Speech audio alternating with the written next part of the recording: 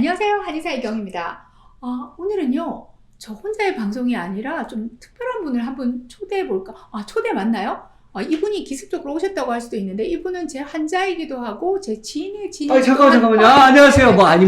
얘기 길게 할 필요 없어요. 자, 제가 보니까 원장님 너튜브를 계속 보니까 맨날 한식만 먹어. 가끔 중식, 양식, 일식 이렇게 뭐 해야 되네. 그래서 내가 오늘 좀 궁금한 내용들이 있어서 진료받다가 이제 환자일 때는 물어볼 시간이 없잖아요.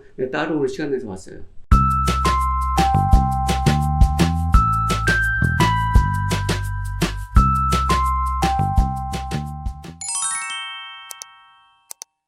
자, 그러면, 저 같은 이제 환자들의 경우에서 어떻게 하면 이렇게 좀 사랑받을 수 있을까? 그 환자들의 처세술에 대해서 고민했는데, 그 첫 번째. 자, 이렇게 말하니까 저도 네. 궁금한 게 있는데요. 환자분의 입장에서 저는 환자의 입장은 아니잖아요. 저 의사한테 사랑받고 싶나요? 사랑받아야지 더 잘해줄 거 아니에요. 뭐 당연한 얘기예요. 제가 왜 이 질문을 네. 하냐면, 간혹 진료실에서 만나는 분 중에 조금은 제 치료자 입장에서 보면 너무 예의가 없으신 분들도 간혹 계시기도 하고 그래요? 저분은 별로 나한테 뭐 꼭 사랑을 받고 싶어 하실까 싶기도 한 분들도 계셔서 진료하러 오실 때 분들도 그런 생각을 하시는군요. 기본적으로 의사한테 사랑을 받아야지 더 치료를 잘해줄 것 같은 느낌들이 있어요. 근데 사실은 맞습니다. 제가 정말 이 자리를 빌어서 말씀드리고 싶은 건 환자, 치료자, 의사의 관계도 사실 인간관계잖아요. 조금만 센스 있게 하시면 서로서로 굉장히 좋은 시너지를 낼 수 있거든요. 그러면 약간의 도움을 받을 수 있다. 이렇게 생각되겠네요. 네, 맞습니다. 그리고 이제 병원 가면, 한의원이든 병원 가면 이제 어느 정도 아프냐 묻잖아요. 그러면 나는 요만큼 아픈데 요만큼 아프다고 하면 잘 안 해줄 것 같거든. 그러니까 난 무지 아프다고 하는 거예요. 그러니까 약간의 엄살? 그래서 환자분들이 제가 항상 치료하다가 어느 정도 좋아졌어요. 그러면 표정은 분명히 밝아졌고 운동성도 좋아졌는데 대답은 꼭 아프다고 하세요. 그러니까 환자들이 보통은 특히 한의원에서 오실 때 이러거든요. 손 딱 내놓으면서 맥 잡아보면 다 알잖아요. 이렇게 얘기하신 경우가 절대 아니에요. 맥진이란 건 아주 부분적인데 불구하고 사실은 환자한테서 가장 많이 얻을 수 있는 정보는 문진이라고 그래서 서로 질문하고 정보를 그대로 주셔야 돼요. 정확하게.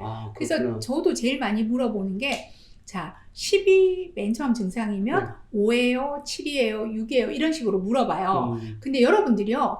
간혹 재밌는 환자분들이 계속 아프대요. 그러니까 벌써 한 10번을 치료했는데 아프면 저도 이제 내가 잘못하고 있나 이런 생각이 들거든요. 그런데 그래서 저한테는 안 될 것 같아서 다른 곳에 보내려고 하면 싫어하세요. 그러면서 나중에 하나하나 물어보면 많이 좋아지신 거예요. 근데 여러분들이 의사도 격려를 받으면 더 열심히 해줘요. 그러니까 계속 아프다고 엄살 부리는 것도 때로는 필요하지만 그래도 솔직하게 반응을 해드려야지 기분 좋아서 더 열심히 해줄 수 있다. 이것도 환자들 입장에서 팁이 될 수 있겠네요. 맞습니다. 알겠어요. 자, 이번 거는 제 얘기입니다. 저는 한의원 찾아갈 때 이 원장님이 어느 학교 출신인지를 봐요. 보통은 이제 실력하고 이어지니까 그렇기 때문에 제 의사들 역시 프로필을 할 때 출신 학교를 적어두는 경우들이 많잖아요. 그것도 이제 어필하기 위해서 하는 거겠죠. 근데 사실은 제가 그 전에 이제 부원장님들을 보통 같이 진료를 하는 경우들이 있어요. 부원장을 뽑을 때 그렇게 치면 제일 좋은 한의대 부원장을 뽑아야 되겠죠.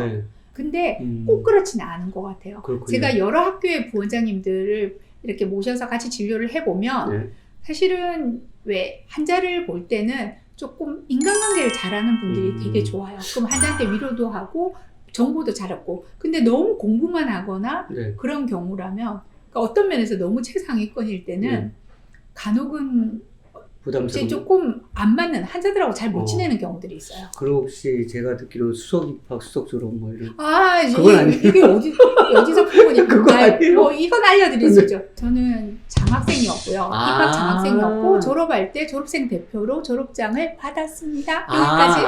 알겠습니다. 자, 그 다음 질문 궁금해하실 만한 거. 그러니까 저도 마찬가지인데 지금 배가 나와서 아주 미치겠어요. 근데 중요한 게 다이어트 해줄 수 있는 방법을 찾는단 말이에요. 간혹 이런 분들은 계세요. 비만 치료 저한테 오셔서 제가 식이도 제가 열심히 상담해 드릴게요. 수첩 적으세요. 그리고 운동도 지도를 해드리면 이렇게 말씀하시는, 특히 이 정도 연령대 이런 남성분들이 이런 말 많이 하세요. 뭐라고 하냐면 이거 운동도 하고 뭐 식사도 조절할 거면 내가 왜 한약을 먹어요? 그냥 그렇게 하면 살 빠질 텐데? 내가 먹고 싶은 얘기야, 딱 그게. 그럼 제 대답은 뭘까요? 네. 그렇게 하고 한 달만 하고 와보세요라고 해요. 물론 뭐냐면요. 사실 현우 씨가 운동을 한다고 대여섯 시간 하실 수는 그건 없잖아요. 해봤자 한 30분? 해봤자 3, 40분? 네, 맞아요. 많이 하면 1시간이에요. 그렇게 하면 사실 살은 안 빠져요. 몸은 건강해지지만. 근데 적절하게, 그리고 식사도 안 먹으면 안 되잖아요. 그러니까요. 그 선에서도 약이나 침에 도움을 받아서 좀 더 극대화시켜서 최대한 잘 빠지게 도와주는 거고요. 또 하나, 제일 중요한 키포인트는 뭐냐면요. 제가 얘기 하나 해드릴게요. 네, 뭐요? 예전에 아주 신기한 약이 개발이 됐어요. 비만계를 떠들썩하게 했던. 그러니까 이 약만 먹으면 말씀하신 대로 술을 아무리 먹어도 와. 운동을 안 해도 지방이 마구마구 없어지는. 네, 쪼개져서 배출이 되는 거죠. 와. 자, 이 약은 재앙일까요? 축복일까요? 나한테 축복이에요. 난 좋아. 아, 네. 여기까지밖에 생각 못 하시죠? 이 약은 실험 단계에서 폐기됐어요. 왜 그럴까요? 진짜 궁금하네. 부작용으로 암이 발생했어요. 아. 자, 무슨 말이냐면요. 비만이란 거 배가 이렇게 나오는 건 우리 몸에서 네네네. 이렇게 먹고 이렇게 운동 안 하고 살면은 앞으로 암도 생길 거고 만성염증이 생기고 이런 신호를 뱃살로 보여주는 거예요. 그런데 그 신호를 어땠냐면 신호등만 꺼버린 거예요. 그 몸은 계속 그렇게 먹고 살 거잖아요. 막 먹고 기름진 음식 먹고 운동 안 하면 2차, 3차 병이 생기는 건데 비만이라고 알려주는 그 알람을 꺼버린 거죠. 그러면 이제 당연히 암으로 지방만 빠진다고 되는 문제가 아니에요. 좋은 게 아니구나. 그럼요. 이거 좀 재미난 질문일 수 있는데 왜 나도 남자이긴 하지만 그 한의원 와서 정력 얘기하고 정력 강화 정력은 네. 본래 이제 이렇게 옮기면 여러분이 쉬울 거예요. 스태미나라는 뜻이죠. 네. 한방에서, 그러니까 양방도 마찬가지지만 어떤 성기능의 지표가 되는 게 우리 몸의 전반적인 원기, 활력, 에너지를 이제 불러일으키는 능력하고 맞먹는 거예요. 네. 뭐 잘 아실 거잖아요. 여자건 남자건 기력이 떨어지고 질병이 막 들어서 몸이 힘든데 성생활이 왕성한 분은 없어요.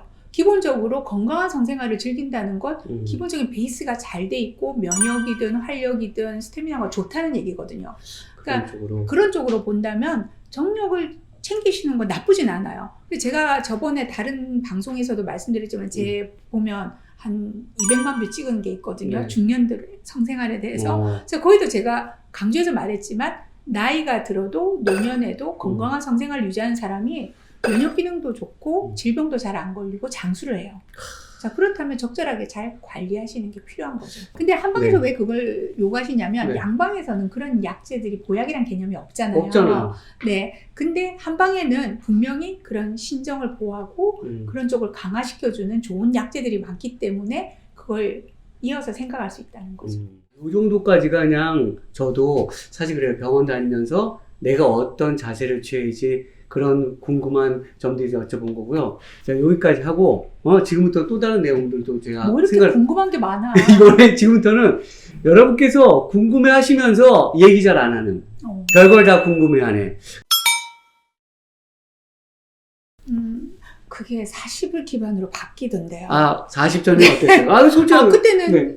실력 좋은 원장이 최고였죠. 40전에는? 네. 요즘은 젊어 보이는 원장님, 예쁜 원장님이 더 좋아요. 그러기도 좋아요. 여러분 들으셨죠? 그러니까 원장님의 나이가 어느 정도인지 확인하고 이렇게 좋은 얘기 한 번씩 해주신 거 팁입니다. 자, 왜요? 그럼요. 의사도 사람이에요. 그러니까요. 칭찬을 하면 고래도 춤추게 하죠. 제가 얘기하는 건데 왜 또 그러세요? 네. 자, 가만히 계세요. 자, 네. 두 번째 뭐냐면 여러분 살면서 만병통치약 이런 이야기 가끔 듣습니다.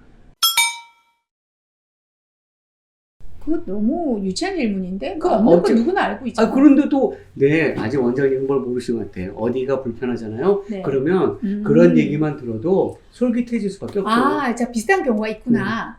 저희 그러니까 어느 정도 효과는 있지만, 태반이 한때는 태반 약침 이런 게 모든 만병통치약까지 알고 오시네. 특히 일본에서 그렇게 한번 유행을 했었어요. 그래서 이거는 뭐 모든 걸 낫게 한다는 거예요. 근데 여러분들이 어떻게 보시면 되냐면, 이렇게 넓게 효과 있는 것들이 있죠. 예를 들면 여러분들 뭐 홍삼 누구나 드시잖아요. 자, 넓게 효과가 있는 거는 깊게 가기는 힘들어요. 그러니까 우리가 어떤 질병을 타겟으로 할 때는 특이성이 있어야 되죠. 그 병에 대해서 직접적으로 들어가서 걔를 없애줘야 되듯이 그 범위가 넓으면 넓을수록 부작용이 없어야 되기 때문에 효과는 얕다고 보시면 되고요.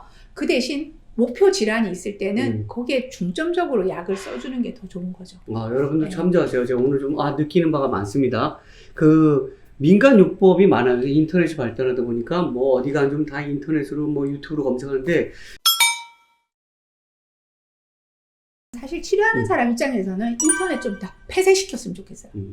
너무 이상하게 알고 계시는 경우가 그렇죠. 많고요. 많죠. 네, 그리고 또 환자분들한테 이렇게 문진을 하다 보면 무슨 말을 하냐면 어떤 병원에서 치료하다가 누가 그거 안 좋다고 해서 멈추고 그래서 제가 물어봐요. 의사분이요? 그러면 아니요. 옆집 사람, 친구가, 남편 내 누구 친구가. 그러니까. 의원이 아니잖아요. 네.